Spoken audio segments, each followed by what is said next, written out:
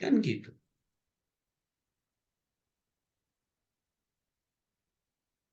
Pikirannya kotor. Isi pikirannya negatif. Padahal namanya terambil dari Alkitab. Matius, Markus, Lukas, Yohanes. Tapi isi hati dan pikirannya kotor. Hati-hati kita dengan pikiran kita Bapak Ibu. Karena ini awal dari karakter nanti. Karakter itu, pengalaman itu kan diawali dari hati. Lalu teruskan kepada pikiran. Lalu pikiran memerintahkan mulut kita berkata kotor. Dan juga pikiran akan memerintahkan tangan kita untuk apa? Nyolong, nyopet. Pikiran juga akan memerintahkan kaki kita untuk apa? Melangkah ke rumah orang. Ngapain di rumah orang? Mengambil barang orang. Yang kedua apalagi? Kecemaran. Artinya selalu ingin merusak diri. Merusak tubuhnya. Menjadikan tubuhnya menjadi alat untuk berbuat dosa. Apa contohnya? Kebiasaan mengkonsumsi rokok. Dan ini masih menjadi tantangan terbesar loh buat kita Bapak Ibu sebagai hamba Tuhan. Karena di gereja-gereja masih kita banyak menemukan jemaat kita masih hidup di dalam kebiasaan merokok. Nah seringkali orang bertanya, emang Pak Tony ada di Alkitab?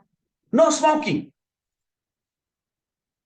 Terlalu banyak ayat Alkitab menjelaskan dilarang merokok. Bahkan rokok itu membuat orang tidak layak dan berkenan di hadapan Tuhan. Mana ayatnya Pak? Gampang. Roma pasal 12. 1 sampai 2. Persembahkanlah tubuhmu yang kau hidupi itu. Yang kau pakai hari ini. Menjadi persembahan yang kudus dan berkenan kepada Allah. Dari ujung rambut sampai juga kaki kita adalah persembahan kita kepada Tuhan. Dan harus kudus dan suci. Maka untuk itulah orang Kristen harus menjauhkan dirinya dari kecemaran. Yaitu mengkonsumsi rokok salah satunya. Miras dan narkoba. Harus. Nah cuma sayangnya Bapak Ibu. Seringkali ini kita tidak singgung. Tidak kita khotbahkan ke jemaat. Sehingga jemaat itu merasa nggak apa-apa lah kalau saya masih merokok. Orang pendeta saya nggak pernah ngasih tahu.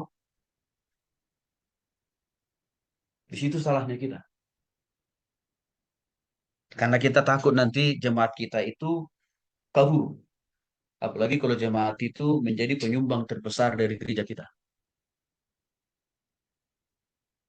Kalau saya sih Bapak Ibu, saya nggak pernah hidup oleh karena kompromi dengan dosa jemaat. Saya nggak mau saya. Karena yang manggil saya itu Tuhan, maka Tuhan yang sama juga bertanggung jawab memenuhi kebutuhan dan keperluan saya. Maka kalau dosa harus saya katakan itu dosa bukan karena saya benci sama orang itu, bukan. Tapi karena saya begitu mengasihi dia. Saya begitu peduli terhadap dia. Saya mau dia masuk surga. Maka harus saya ingatkan, itu dosa. Jangan kau lakukan itu. Bapak Ibu ini harus kita tegas juga jadi hamba Tuhan ya. Harus tegas kita itu. Jadi jangan kita di era abu-abu. Jangan, ada boleh. Oke ya.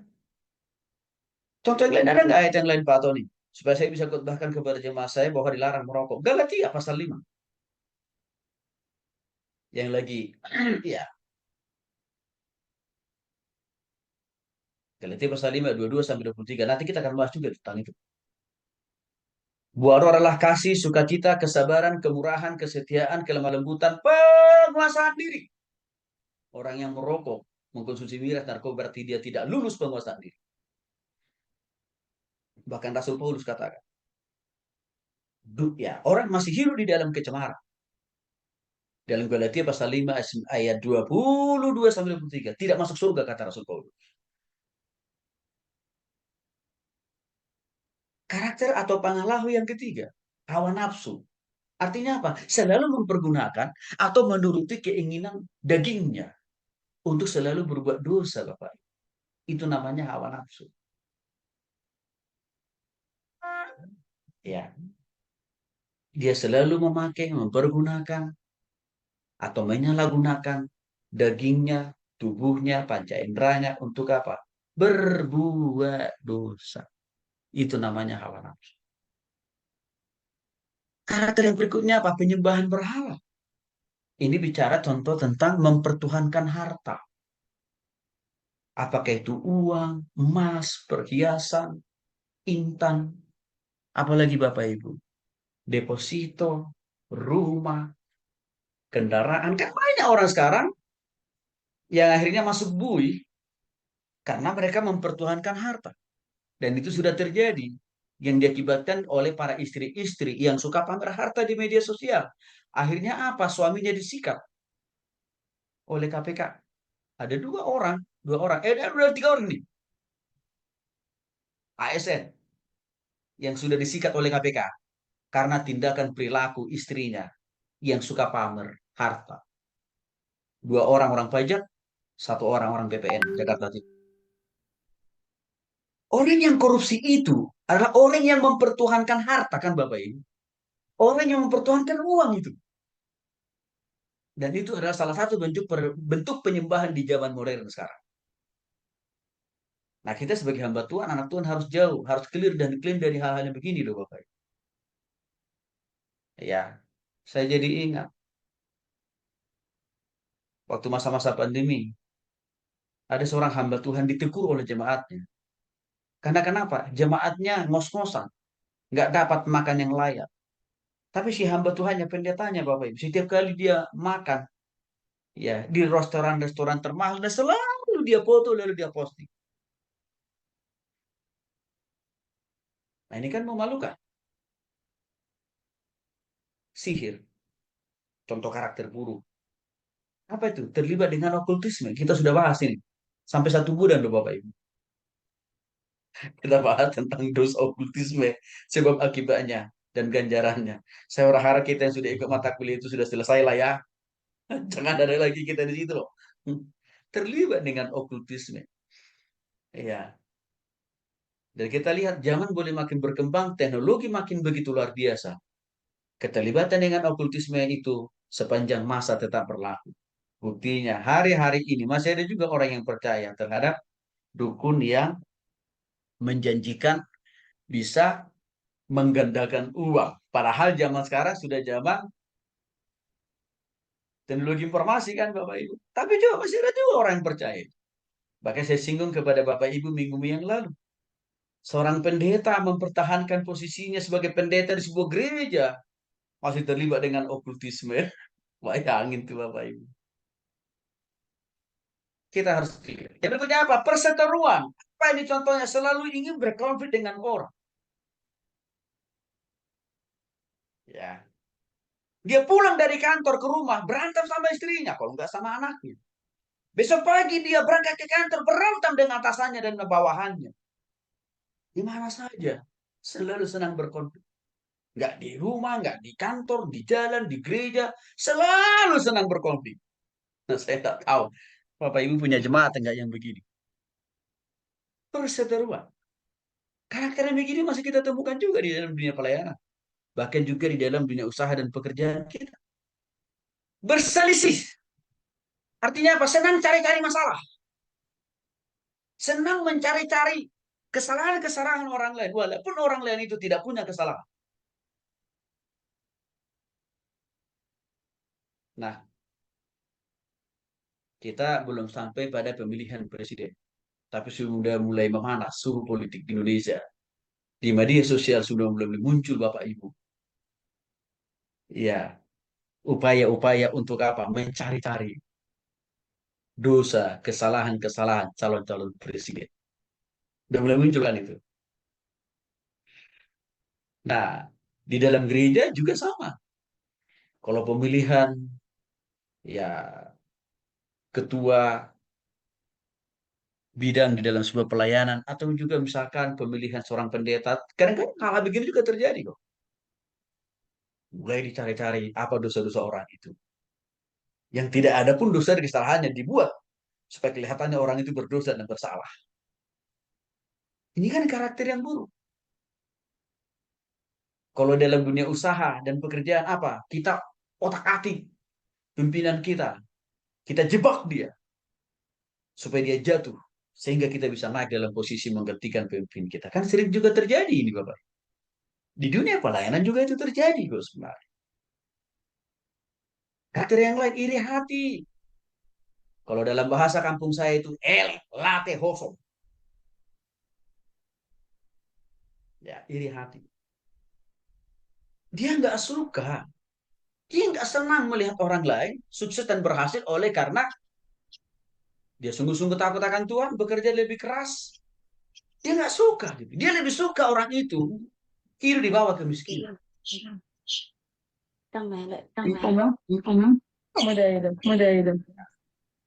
Apa yang dikasih oleh Tuhan Yesus Kristus, ini terjadi walaupun sudah di zaman modern. Saya sering ingatkan komunitas marga saya Hutasoi setiap bulan. Kita ini harus beda dengan orang-orang tua kita di kampung ya.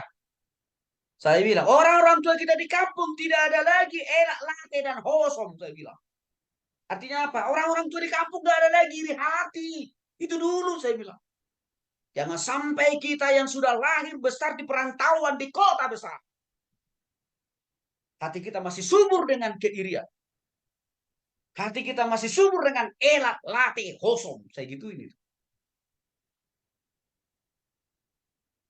Saya kasih contoh yang paling real Bapak. Kalau kita iri karena kesuksesan orang lain, pertanyaannya, bukankah lebih baik orang itu sukses? Karena kalau orang itu sukses, masih punya potensi kita suatu saat untuk minta tolong kepada orang itu kan? Itulah pasti. Kita lebih punya peluang minta tolong suatu saat kepada orang itu karena orang itu kan sukses. Lalu buat apa kita iri terhadap kesuksesan orang? Emang kalau orang itu jatuh miskin dan saya miskin-miskinnya, kita sukses. Apa sih ruginya buat kita? Apa juga untungnya? Bahkan kalau kita kaya raya,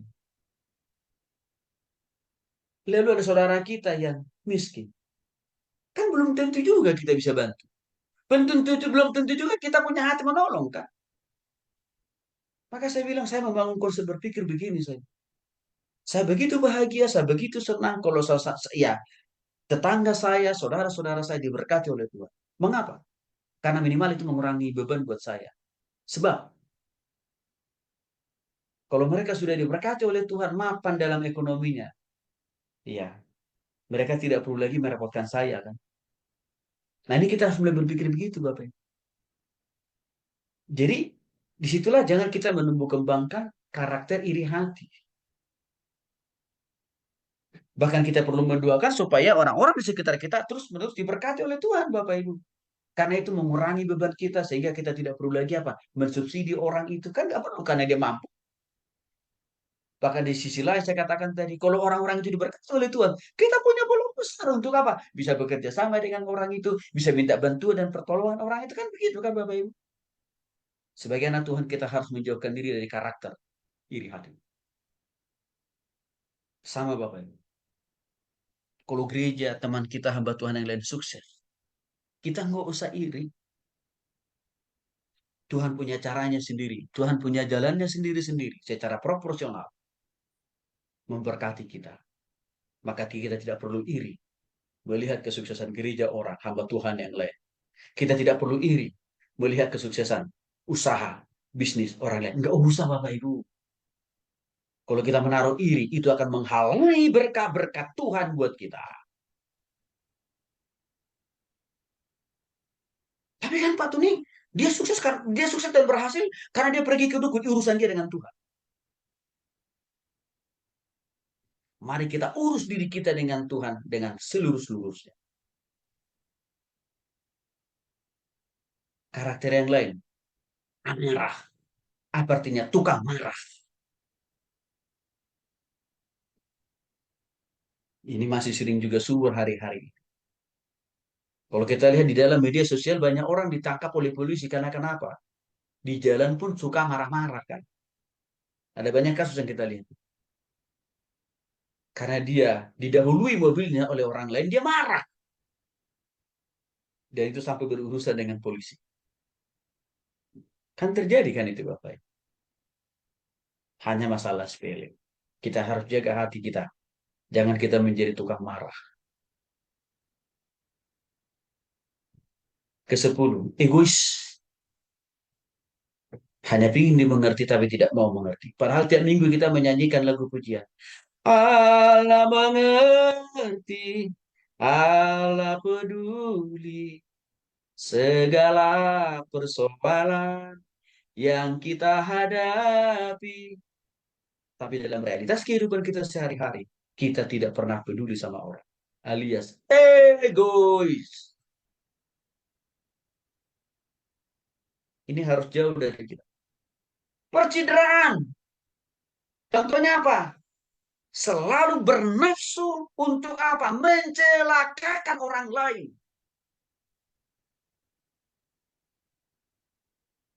Selalu berupaya untuk menghancurkan orang lain. Menghambat orang lain untuk maju dan berkembang. Itu arti contoh konkret dari percideraan. Mungkin ini tidak kita lakukan atau tidak terrealisasi dalam tindakan kita. Tapi kalau di hati dan pikiran kita muncul niat untuk apa?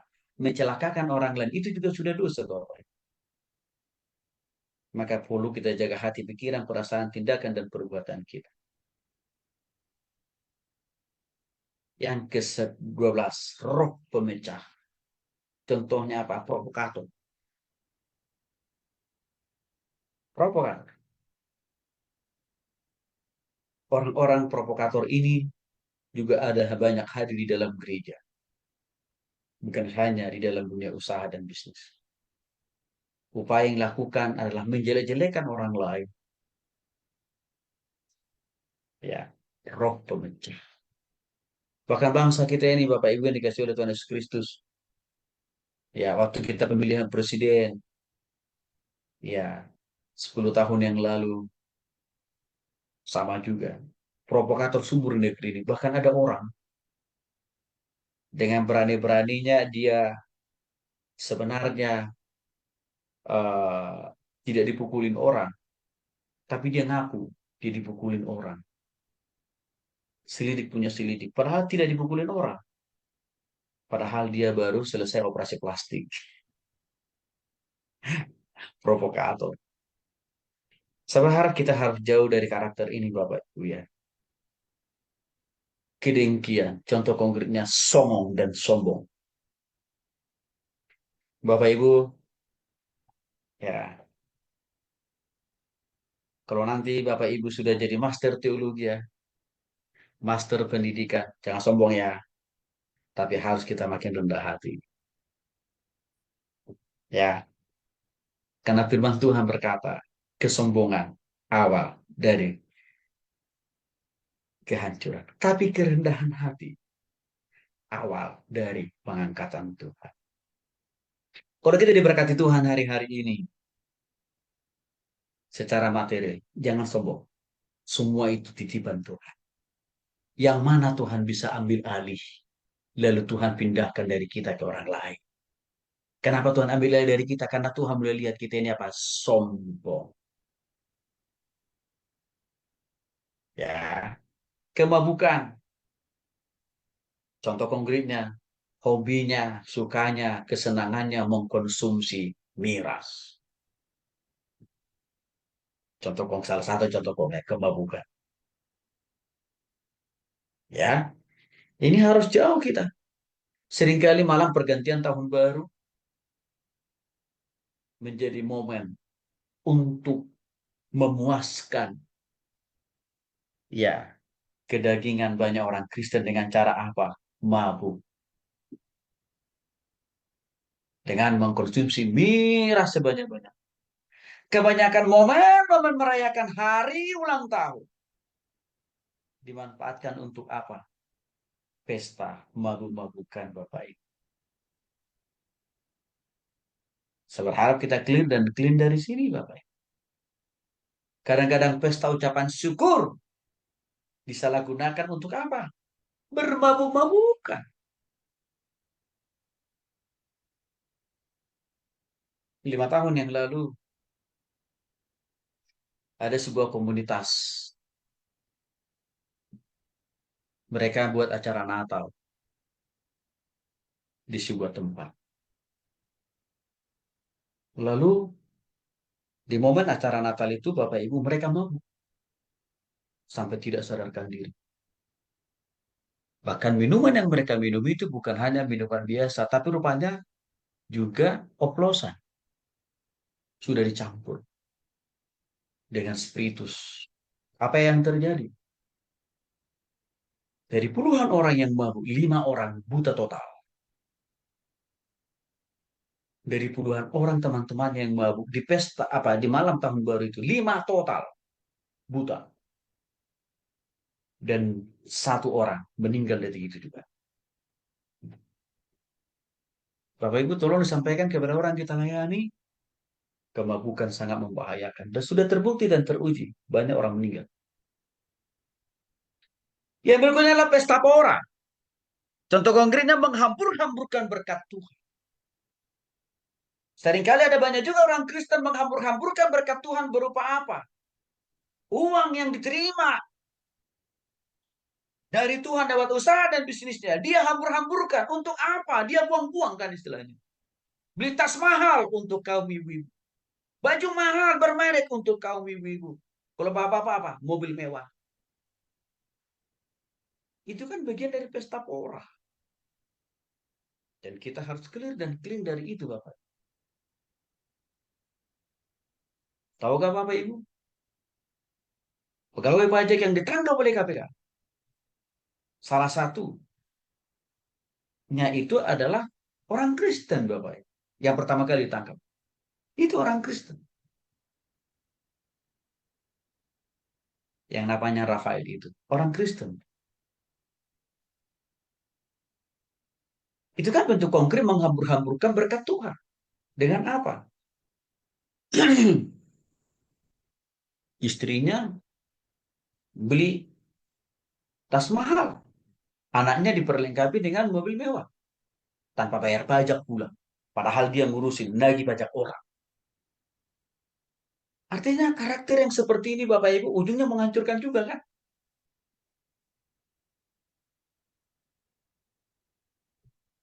Karakter yang lain lagi apa? Pemarah. Dari sudah saya singgung ya. Yang berikutnya apa? Karakter yang lain lagi. Pencemas. Hidup dalam kekhawatiran. Nggak malam, nggak pagi, nggak siang. Hidup dalam kekhawatiran. Matius pasal 6, ayat 25 sampai dengan 34. Nanti Bapak Ibu bisa baca.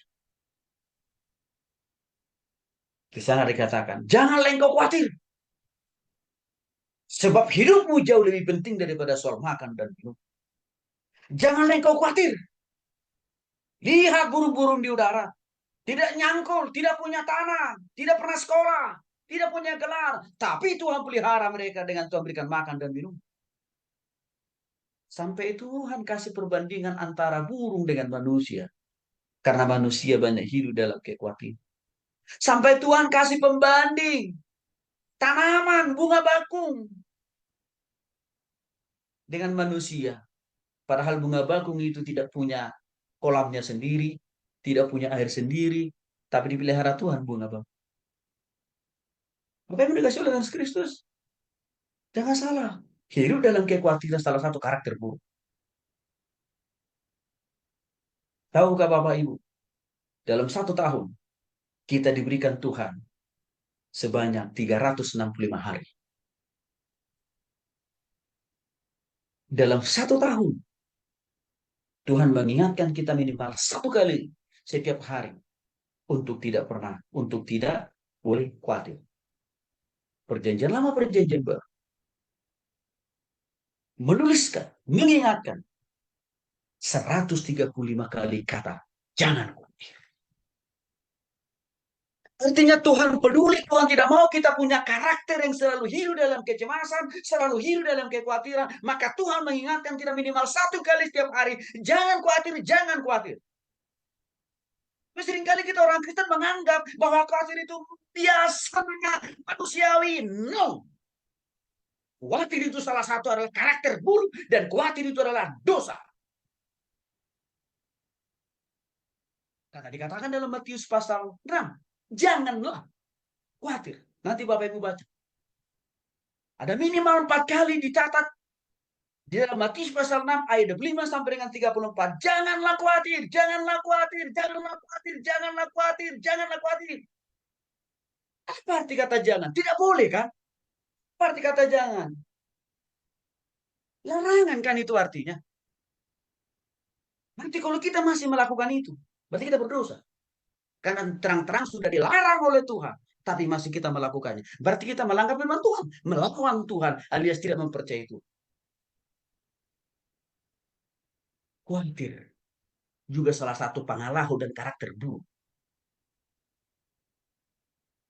Minggu lalu saya menegur seorang pengusaha, Bapak Ibu. Karena dia sedang hidup dalam kekhawatiran. Saya cukup keras ngomong gini. Karena setiap tahun, dia ini selalu hobi hidup dalam kekhawatiran. Tahun lalu, dosanya sama. Terjerumus di dalam kekhawatiran. Tahunnya sama, terjerumus dalam dosa kekhawatiran. Nah kemarin dia cerita lagi. Pak Tony, saya hidup dalam kekhawatiran. Saya bilang kau tobat kau. Bapak Ibu, khawatir itu bukan hal yang biasa-biasa. Itu dosa loh. Jadi jangan kita menormalisasi, mendegradasi firman Tuhan Bapak Ibu. Karena Matius pasal 6 juga mengatakan, adakah kekhawatiranmu hari ini menambah umurmu, memberkati usahamu, pekerjaanmu, bisnismu, membuat engkau berhasil? Kan itu dikatakan dalam Matius pasal 6 itu Bapak Ibu. Artinya apa? Kekhawatiran itu tidak memberikan kontribusi yang positif, tidak memberikan berkat pemulihan mujizat. Bahkan menurut survei kekhawatiran itu memperpendek umur seseorang. Artinya apa? Mempercepat seseorang mati. Bahkan kekhawatiran itu menjadi salah satu penyebab doa seseorang kepada Tuhan. Kekhawatiran itu juga menjadi salah satu penyebab seseorang bisa diserang berbagai sakit penyakit, termasuk serangan jantung. Saya sudah lihat dengan mata kepala sendiri. Masih muda kok, masih produktif. Tapi karena orang ini hidup dalam kekhawatiran, kena serangan jantung. Bapak Ibu, kekhawatiran salah satu karakter buruk. Jangan dipelihara. Ya, tapi kan Pak Tony, eh, hari besok kan saya nggak punya beras. Ya Tuhan juga tahu, berdoalah beriman sama Tuhan.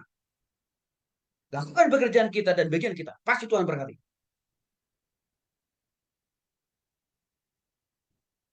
Itu aja kan. Karena kalau kita makin khawatir, membuat iman kita lumpuh, pengharapan kita kepada Tuhan makin kandas kan. Cara berpikir kita tidak lagi bisa jernih. Karena didominasi oleh apa? Kecemasan dan kekhawatiran. Ini karakter buruk yang harus clear dan clear dari kita. Apalagi penyesal. Contoh konkretnya apa? Bapak Ibu pasti semua orang pernah salah mengambil keputusan kan? Pasti semua orang pernah salah bertindak kan? Ya tapi sudah. Ngapain kita selalu menoleh ke belakang? Ngapain kita selalu berpikir mundur? Emang kalau kita terus sesali keputusan kita yang salah, perbuatan kita salah, mengubah apa sih? Membuat apa? Ada kemajuan? No.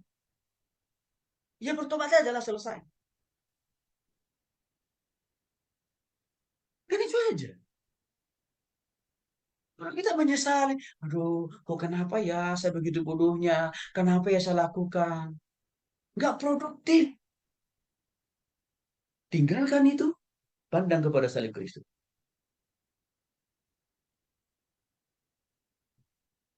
Karakter buruk lainnya, berprasangka buruk.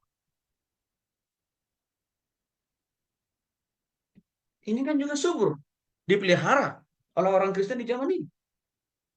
Berprasangka buruk. Orang lain senyum manis, dia tersinggung. Dia kira senyuman orang itu menghina atau menistakan dia. Berlebihan kan Bapak Ibu. Capek kita kalau selalu mempertahankan karakter-karakter yang berprasangka buruk ini. Bro. Capek itu. Saya sering katakan, janganlah kita ini menjadi tong sampah. Jangan kita jadikan pikiran kita, hati kita, diri kita menjadi tong sampah. Dengan memelihara, menumbuh kembangkan karakter-karakter yang negatif ini. Berprasangka buruk.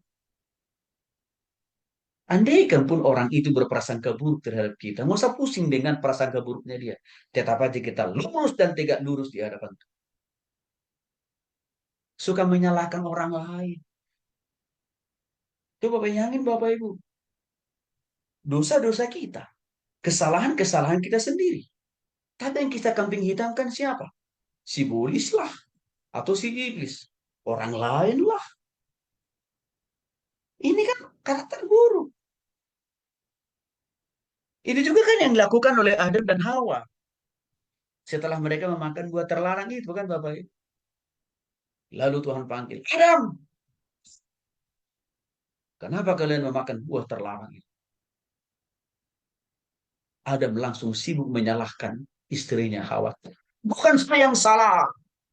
Salah sebelah saya ini Tuhan. Menyalahkan orang lain. Itu Tuhan tanya juga, Tuhan, saya yang salah si ular ini Tuhan, si bolis ini. Mereka kira mereka bisa selamat dengan mempersalahkan orang lain. Tidak. Adam, engkau juga harus dihukum. Hawa, engkau juga harus dihukum. Ular harus juga dihukum. Bapak Ibu menyalahkan orang lain. Tidak kontributif. Tidak membangun. Tidak menyelesaikan masalah. Oleh kesalahan kita. Ya udah, kita akui saja. Lalu kita berubah dan bertobat lebih baik. Membosankan. Ya. Membosankan ini kenapa terjadi? Karena tidak ada perubahan. Tidak ada pembaharuan. Tidak ada kreativitas. Membosankan. Ini juga tidak baik. Jadi kalau kita mengerjakan sesuatu, Bapak Ibu, nggak usah jauh-jauh. Kalau kehidupan rohani kita stagnan, tanpa perubahan, tanpa pertobatan, tanpa pembaharuan, itu kan bosan. Tuhan bosan juga lihat kita. Sama Bapak Ibu. Kalau kita mengerjakan sesuatu dalam pekerjaan kita, dalam usaha dan bisnis kita, tidak ada kemajuan, tidak ada perkembangan, membosankan kan? Artinya apa? Kita rugi karena apa? Tidak ada orang lain yang mau beli produk kita. Tidak ada orang lain mau tertarik kerjasama dengan kita kan Bapak Ibu? Karena tidak ada kreativitas, aktivitas membosankan.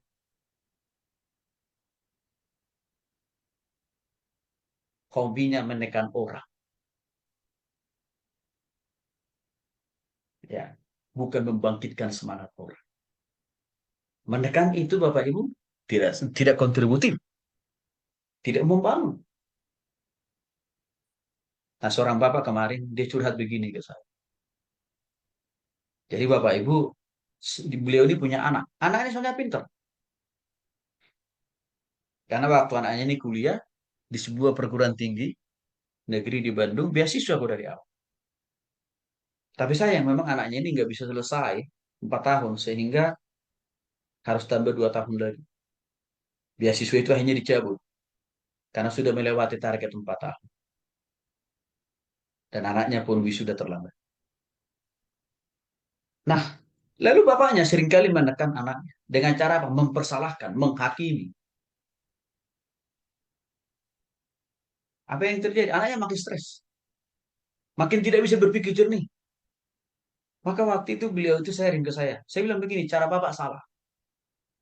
Pak, kalau orang sudah diterpa beban persoalan, harusnya sikap kita bukan lagi menambah barbel baru, batu baru, beban baru, masalah baru. Bukan, Pak. Jadi gimana Pak Pendeta? Ambil alih masalahnya, ringankan persoalannya. Itu yang harusnya kita lakukan. Cara taktisnya gimana Pak Pendeta? Minimal Pak, jangan lagi selalu dipersalahkan dia. Jangan lagi selalu dihakim-hakimi dia. Jangan. Minimal Bapak memberikan apa? Semangat. Dengan mengatakan, pasti kamu bisa. Pasti Tuhan menolong. Ya setelah beliau praktekkan itu Bapak Ibu, akhirnya beliau mengatakan minggu lalu, Pak Tony terima kasih nasihatnya. Saya jadi paham. Saya orang tua harus bertobat juga Pak. Ya, semakin bijak menolong anak. Iya, Bapak Ibu, kalau anak-anak kita sudah tertekan dalam pelajarannya, dalam perkuliahannya, jangan kita menambah tekanan baru.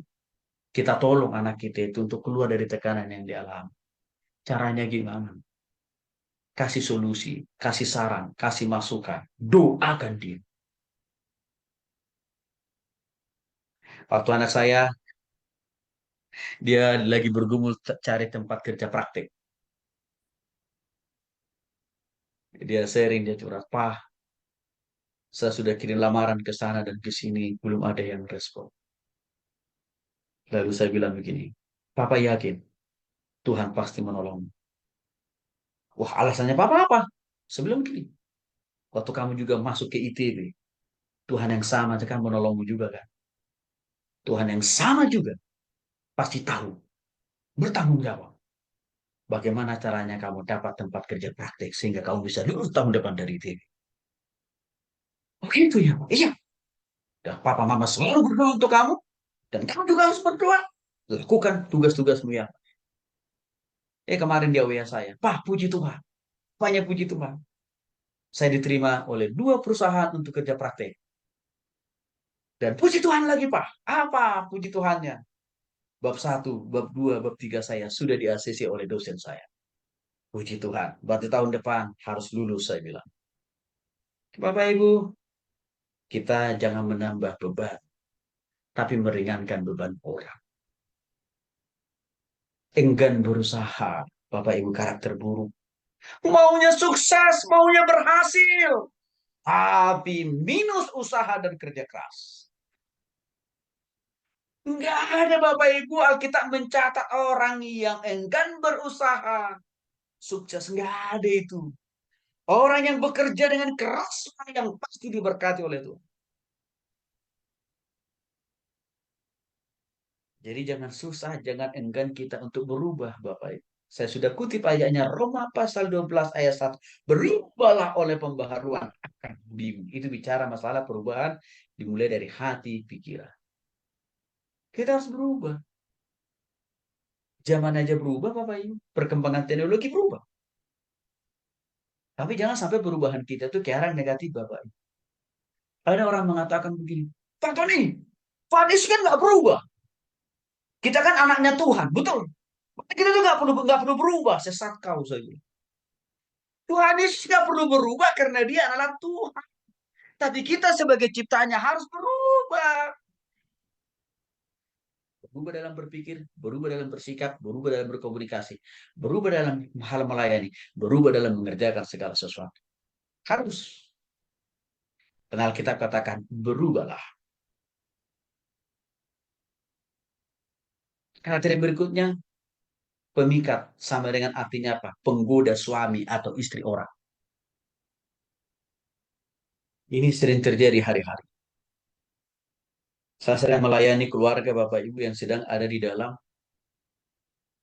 kasus ini. Di mana suaminya tergoda, dipikat oleh perempuan lain. Lalu suatu saat istrinya bertanya ke saya, pendeta, suami saya ini salah dan salah. Karena dia mudah tergoda dan digoda oleh wanita lain. Saya bilang, Bu, entar dulu ya. Kenapa Bapak? Kenapa Ibu katakan hanya suami Ibu yang salah? Itu buktinya dia tergoda, Pak. Saya nggak pernah tergoda seganteng apapun. Tetangga saya, suami tetangga saya, atau teman kerja saya. Nggak pernah tergoda saya, Pak. Itu kata istri. Tapi saya bilang, Ibu juga harus bertobat. Karena salah satu yang menjadi sebab penyebab kenapa suami ibu tergoda di luar sana. Karena ibu tidak melakukan tugas dan peran ibu sebagai istri yang baik.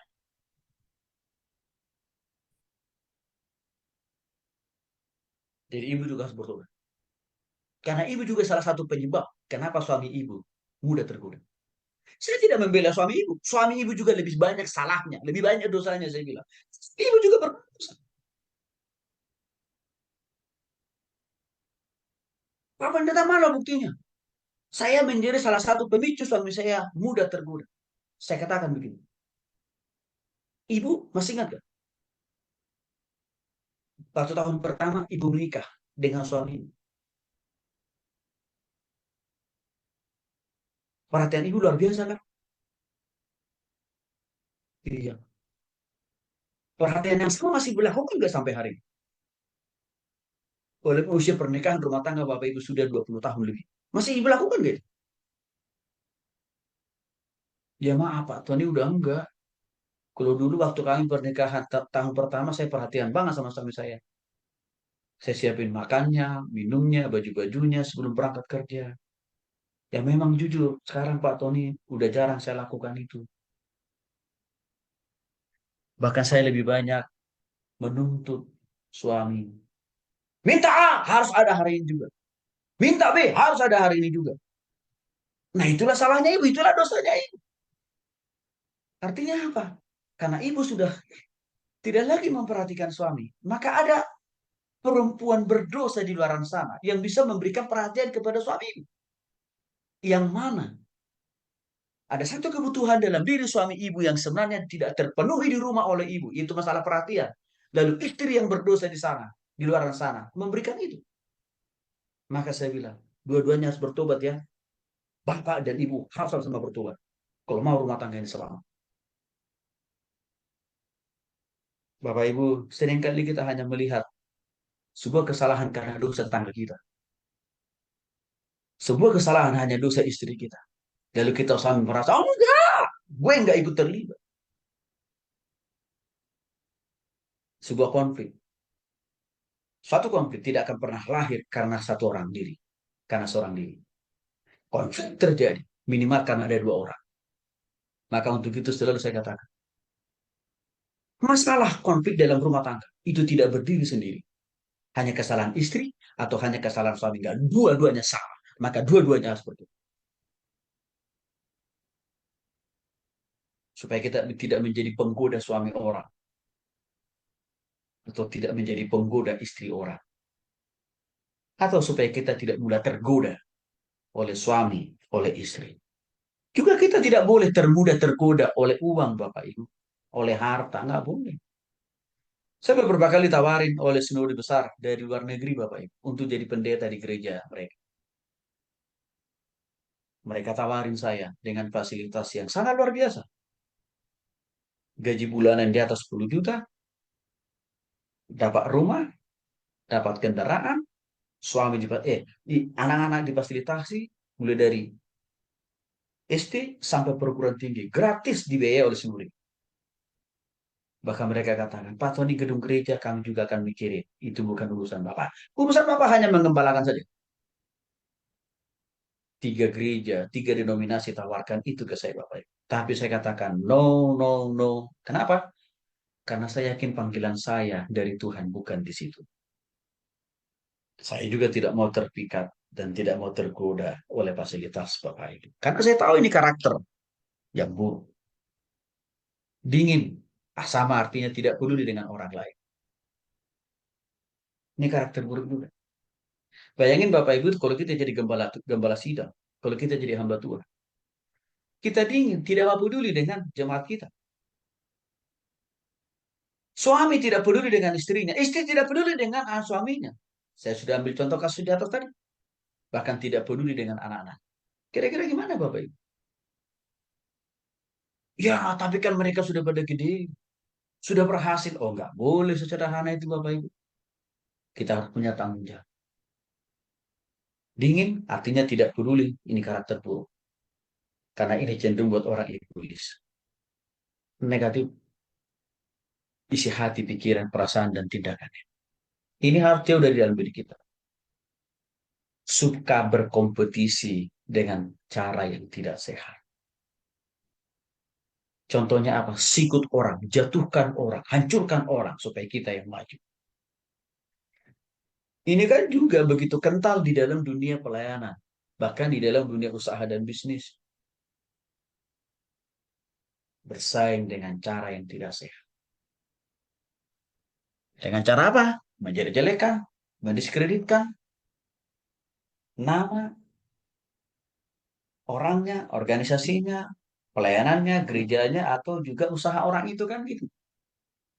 Bahkan juga memakai okultisme untuk menghancurkan usaha bisnis orang lain. Ini harus jauh dari kita. Sulit diajar. Adalah contoh karakter yang buruk juga. Dia selalu menolak kebenaran-kebenaran yang sudah disampaikan. Artinya Bapak Ibu dikasih oleh Tuhan Yesus Kristus, ada banyak orang Kristen. Oh, kalau Pak Pendeta khotbah tentang masalah dosa, wah langsung ditangkis. Bukan buat gue, itu buat orang lain. Tapi kalau sudah bicara khotbah masalah berkat-berkat buat gue, buat gue, buat gue. Itu makanya Rasul Paulus mengingatkan. Hari-hari ini, ada sebagian besar orang Kristen yang lebih menyondongkan telinganya atau lebih menyukai terhadap ajaran-ajaran dongeng. Yaitu tadi bombastis. Ya, sulit diajar. Harus kita jauhkan kata ini. Melemparkan tugas atau tanggung jawabnya. Ini juga karakter buruk. Dikasih kepercayaan kepada dia. Tidak dia kerjakan. Tapi maunya terima gaji. Maunya apa? Diangkat posisinya. Tapi waktu dikasih tanggung jawab, angkat tangan. Ini karakter yang buruk. Ya. Kasar. Kasar di sini Bapak Ibu. Kasar dalam perkataan. Juga kasar di dalam perbuatan. Ini karakter buruk juga. Ya. Ada orang terus dalam perbuatan, tetapi kasar dalam perkataan. Banyak contoh konkret kita lihat. Hancurnya rumah tangga Kristiani hari-hari ini. Juga diakibatkan oleh apa? Karakter yang kasar, subur, tumbuh dan berkembang di dalam diri orang-orang Kristen. Kekerasan dalam rumah tangga itu bisa diakibatkan oleh perilaku atau karakter kasar yang dilakukan oleh suami terhadap istri dan juga nggak mau kalah. Perkataan yang kasar, tindakan yang kasar, banyak juga dilakukan oleh para istri terhadap suami. Sehingga apa? Rumah tangga cerai. Maka tidak mengherankan kalau kita lihat hari-hari ini Bapak Ibu, baru ini Bapak Ibu nih. Mungkin karena suaminya tukang selingkuh ya. Dua hari yang lalu, seorang perempuan. Suaminya lagi tidur, alat kemaluannya dipotong putus Bapak Ibu. Istrinya yang motong. Dengan alasan suaminya tukang selingkuh. Coba, apakah itu menyelesaikan masalah? Enggak kan? Sudah pasti cerai itu. Dan si perempuan pun apa? Masuk penjara. Perilaku ini harus jauh dari kita. Karakter ini harus jauh dari kita. Saya katakan tadi Bapak Ibu, mungkin kita tidak kasar dalam perbuatan. Tetapi para istri-istri, kalau cara ngomong kita kasar, ya, memakai kata-kata mutiara yang dipakai di kebun binatang. Coba, suami yang mana yang bisa betah dengar istri begitu?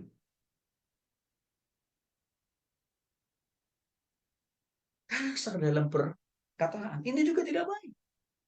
Bagi kita suami juga, tidak baik juga. Kita kasar dalam perkataan. Apalagi dalam perbuatan. Apa kurangnya artis-artis itu, Bapak Ibu?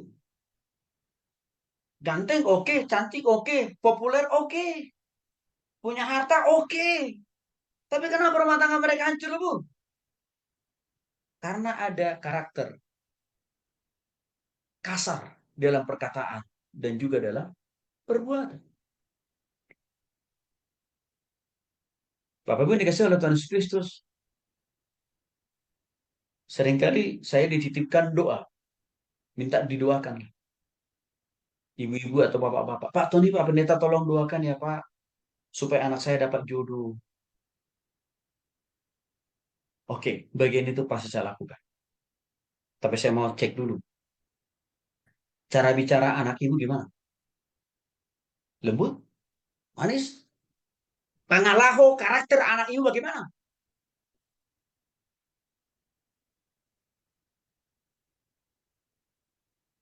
Ada kasih nggak? Ada kesabaran nggak? Ada kelembutan nggak? Ya jujur Pak Tony seperti saya, kata mamanya. Bapaknya juga bilang, persis seperti saya, anak saya, Pak Tony. Kata bapaknya. Di mana persisnya? Di mana samanya kasar dalam perkataan kasar dalam perbuatan? Saya bilang, sebelum Bapak Ibu bertobat, saya tidak mau mendoakannya. Karena sia-sia saya berdoa. Kalau Bapak Ibu tidak bertobat, dan juga anak Bapak Ibu bertobat. Kalau sudah bertobat, boleh datang sampaikan ke saya pokok dua. Saya pasti doakan. Dan Tuhan pasti mudah menjawab. Terbesarnya dalam berkomunikasi, dalam perbuatan harus hilang. Bapak Ibu, ini karakter buruk. Tolong ingatkan jemaat yang kita layani. Tolong juga kita jangan ada lagi di sini. Ya, anak-anak kita harus kita didik. Tidak boleh kasar dalam perkataan, apalagi dalam perbuatan. Karakter yang berikutnya, tidak sabar. Maunya segala sesuatu yang diminta hari ini dari Tuhan harus jadi hari ini juga. Tidak sabar. Tidak mau mengikuti proses cara waktunya Tuhan. Padahal Bapak Ibu, Tuhan aja menciptakan bumi dan segala isinya. Ada prosesnya loh Bapak Ibu. Maka Tuhan menciptakan ada di hari pertama, kedua, ketiga, keempat, kelima. Istirahat hari keenam. Artinya apa? Di situ ada proses kan? Tuhan aja mau menciptakan bumi dan segala isinya ada proses. Kita sendiri nggak mau juga meneladani dan mengikuti cara Tuhan untuk apa? Siapa kita? Karakter ketidaksabaran inilah yang menjadi sebab penyebab doa seseorang suka dijawab Tuhan. Karena tidak sabar. Maunya budaya instan. Karena udah kebanyakan kali kita makan mie instan. Sehingga cara berpikir kita pun instan. Beriman pun instan. Minta sesuatu dari Tuhan instan. Tahukah Bapak Ibu, segala sesuatu yang instan itu menghalalkan banyak cara.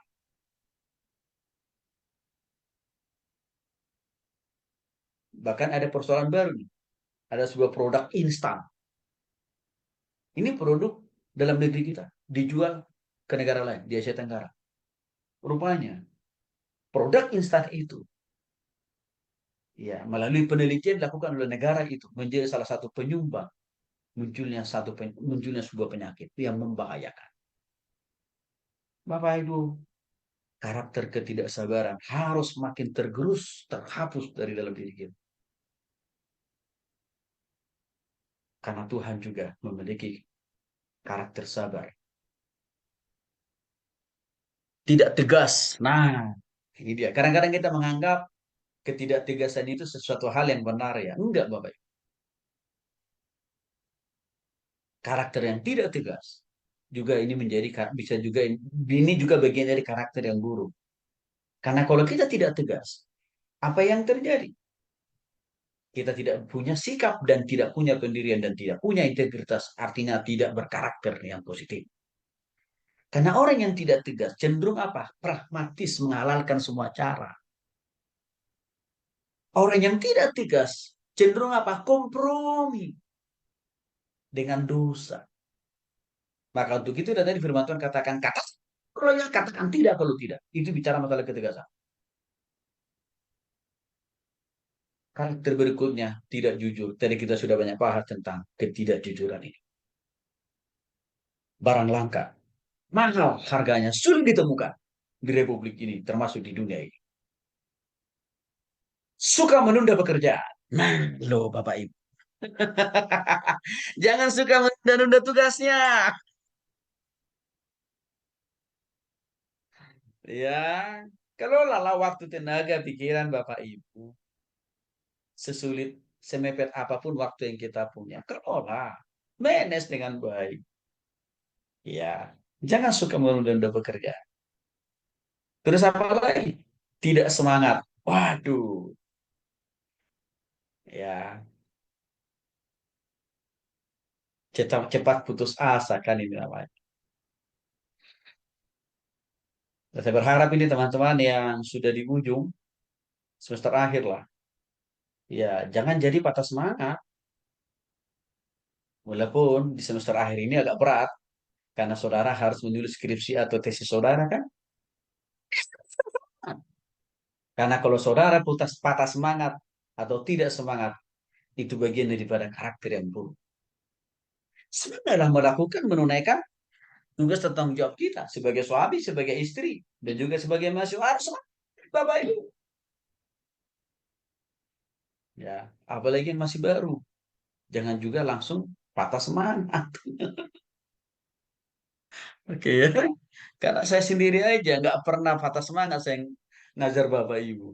Saya capek apapun, enggak, tetap saya harus menjadi contoh buat Bapak Ibu.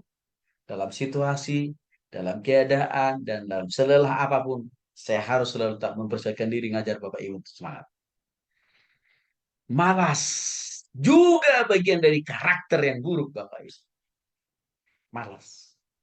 Malas berdoa, malas baca firman Tuhan, malas hidup dalam kekudusan dan ketaatan, malas melayani Tuhan, malas melakukan pekerjaan dan tanggung jawab kita sebagai suami dan istri, sebagai hamba Tuhan. Itu juga adalah karakter yang buruk. Malas berbuat benar, berbuat baik. Lebih senang berbuat dosa. Itu juga karakter yang buruk. Harus jauhlah semua karakter-karakter yang buruk dalam diri kita. Bapak Ibu dikasih oleh Tuhan Yesus.